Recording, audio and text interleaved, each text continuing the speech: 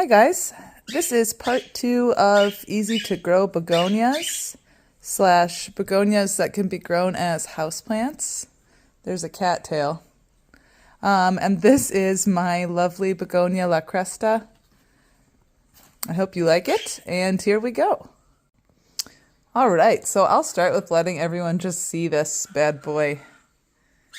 You can see that the leaf margins are like curled and, well, crested. These begonias are called crested begonias, or lettuce begonias. And that is because of this really interesting crest on the leaf margin, like the crest of a wave or whatever. I will grab some stills and put them in so you can really see it. My camera isn't picking them up really well, but that's the cool part about this plant. It is a real weirdo. If you're into unique or interesting plants, this is an excellent choice. You can see here that on the new leaves,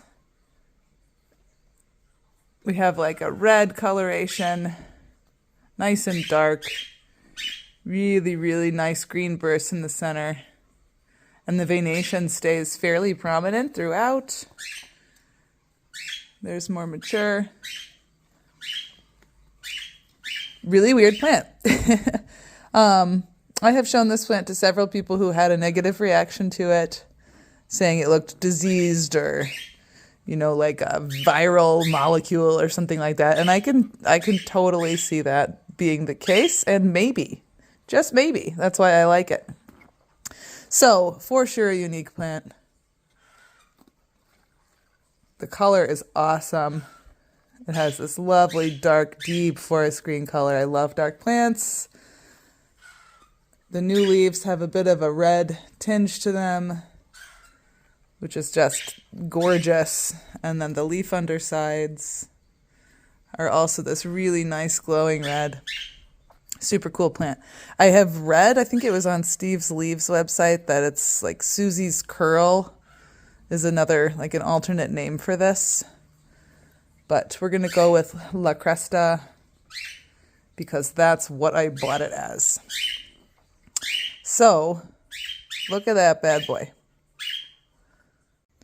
When it comes to care of this super freak, this science experiment gone wrong, we're talking about a lot of the same stuff that would work for most begonias. So you're going to have a well-draining soil mix, amended with quite a bit of perlite or pumice or whatever you have on hand. We're going to talk about letting it dry down fairly well before watering, as I do with most of my rhizomatous begonias. And again, like with Alice Faye, I'm growing this one in terracotta. And that's because specifically in winter, if I'm attempting to grow this as a houseplant, it's going to be really prone to rot if it's not actively growing and it's sitting in any wet soil. So terracotta 100% helps keep all of that rot at bay. It helps control the soil moisture. And it's also even just like a visual reminder to me to let this plant dry down well. Like, summer care of this one differs a bit from the winter care, but not significantly. I am going to be much more attentive to soil moisture.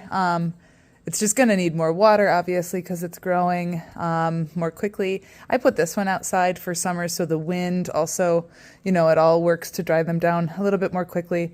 And I did actually miss a few waterings or got to it a little too late. And that is where I got that. We had a little bit of like cell collapse or something, and these leaves were just folded. And then they did get these blemishes. It perked back up after watering, and I didn't get a whole lot of crisping at the leaf edges, which is really nice because that's fairly common if you miss waterings with the begonias I grow. Well, in summer, I'm going to be feeding pretty regularly. It's just like most of my other begonias. Definitely appreciates regular fertilization, regular feed, give it some kelp here and there. I use orchid fertilizer for this one.